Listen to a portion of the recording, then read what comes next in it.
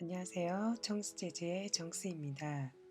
오늘은 소울 재즈의 원조라는 명성을 얻고 하드밥의 대표 피아니스트인 호레이스 실버의 이야기입니다.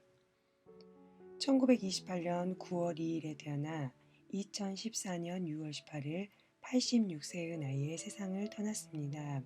그의 본명은 호레이스 워드 마틴 테버리스 실버이고 미국의 코네티컷주 노워크에서 태어난 피아니스트이자 작곡가 밴드 리더입니다.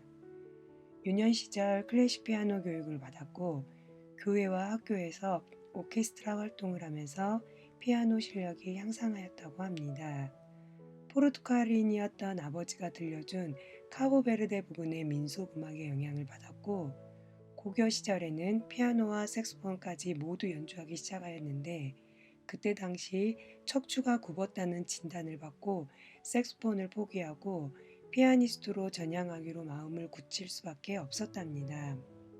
졸업 후에는 코네티컷 나이트클럽에서 피아니스트로 활동을 하게 되었고 밥 피아노의 양대 산맥이었던 텔로니어스 몽크와 버드 파일에게 영향을 받게 되면서 하드밥의 대표 주자가 되었던 것입니다. 1950년 실버에게 일생을 바꿔놓는 계기가 생기는데요. 나이트클럽에 공연을 하러 온 스탄 게츠의 눈에 들어오며 그의 프리랜서 멤버로 들어가 레코딩 작업을 하게 되면서 뉴욕으로 아예 거처를 옮기게 됩니다.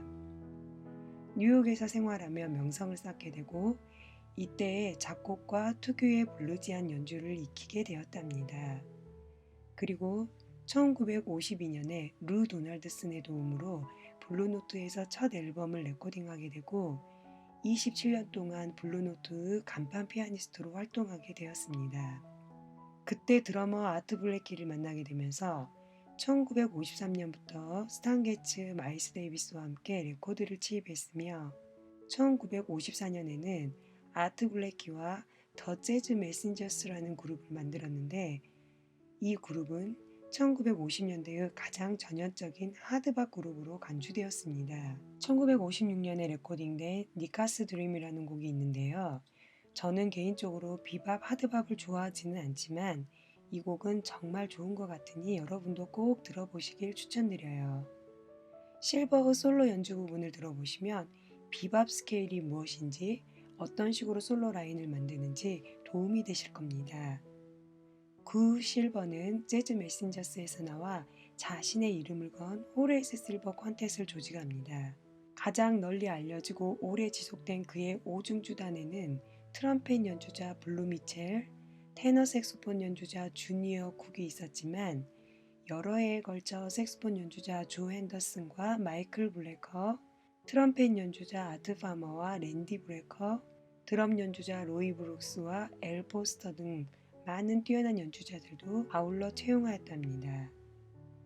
1964년에는 브라질의 음악에서 영감을 얻어 실제 아버지를 위해 Song for My Father이라는 곡을 작곡하게 되는데요.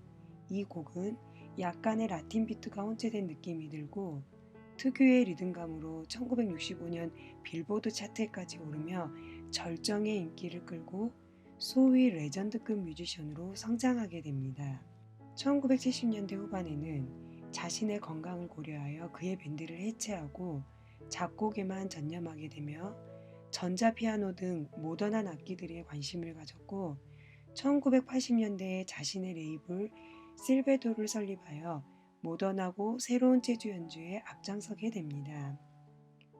실버가 작곡한 유명한 곡에는 더 프리처, 세뇨르 블루스, 시스터 세리, 필시 맥네스티, 그리고 좀 전에 말씀드린 니카스 드림, Song for My Father 등이 있습니다.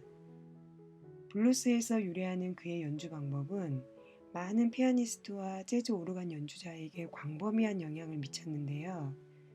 1990년대 후반의 관점에서 볼 때 실버보다 현대 재즈 음악의 주류에 더 많은 영향을 미친 재즈 음악가는 거의 없는 것이 명백할 정도입니다. 실버의 연주 스타일을 보면 그는 길고 복잡한 선율들 대신에 자신만의 간결하고 투명한 스타일과 프레이즈와 프레이즈 사이의 공간에 대한 사용을 매우 중요시 여겼으며 그의 즉흥 연주된 멜로디 형태들은 강력하고 타악기적인 방식으로 표출됩니다. 실버의 솔로들은 본인이 작곡한 멜로디와 흡사하여 따라서 흥얼거리기 쉽고 기억하기 쉬운 간단한 아이디어들로 이루어져 있습니다. 그리고 전통적인 밥 컴핑과 비교해서 실버의 반주 형태들은 감성자들을 끄는 묘한 매력을 갖고 있고 이것이 바로 그의 인기를 뒷받침하는 요인이 아닌가 싶네요. 실버의 편곡은 라틴 아메리카의 리듬들과 가스펠 음악의 느낌뿐만 아니라 곡 중간에 앙상블 선율들까지 포함하는 편곡까지 선보였는데 트럼펫과 테너 색스폰들을 4도 혹은 5도 간격으로 보이싱하며 마치 5명의 뮤지션들이 연주하는 것처럼 들리게 하는 효과까지 보였습니다. 1950년대에 그가 선구적으로 주도했던 하드밥 스타일은 리듬앤블루스, 흑인 연가, 라틴 아메리카 음악 요소가 가미된 것으로 이제 구시대의 음악가들뿐만 아니라 21세기의 젊은 음악가들에 의해서도 연주될 정도로 압도적인 인기를 끌고 있고 1995년에는 미국 재즈 공로상을 수상하고 1996년에는 다운비트 명예의 전당에 봉정되었습니다. 1998년 정규 앨범 재즈 아사 센스 오브 휴머를 마지막으로 발표하고 2004년 뉴욕 블루노트에서의 연주를 끝으로 대중에게 모습을 보이지 않았는데요. 그 후 수년이 지난 2007년에 그의 소식이 전해지는데 알츠하이머를 앓고 있다는 기사였습니다. 남은 세월을 이렇게 보내다가 2014년 6월 18일에 영원히 잠들게 되었답니다. 일생을 재즈에 바친 호레이스 실버, 마지막에 이렇게 떠나다니 참 안타깝네요. 오늘 호레이스 실버의 이야기는 어땠나요? 여러분께 도움이 되셨나요? 저는 1970년대 실버는 영적이며 삶에 대해 생각하는 작사들을 하였는데요. 빌 코스비와 함께 낸 앨범 중 빌 코스비 나레이션으로 가사를 들을 수 있는 Reaching Our Goals in Life를 들으며 그의 생애를 다시 한번 뒤돌아 봐야겠네요. 다음 시간에 또 다른 뮤지션의 이야기로 찾아뵙겠습니다. 끝까지 들어주셔서 감사합니다.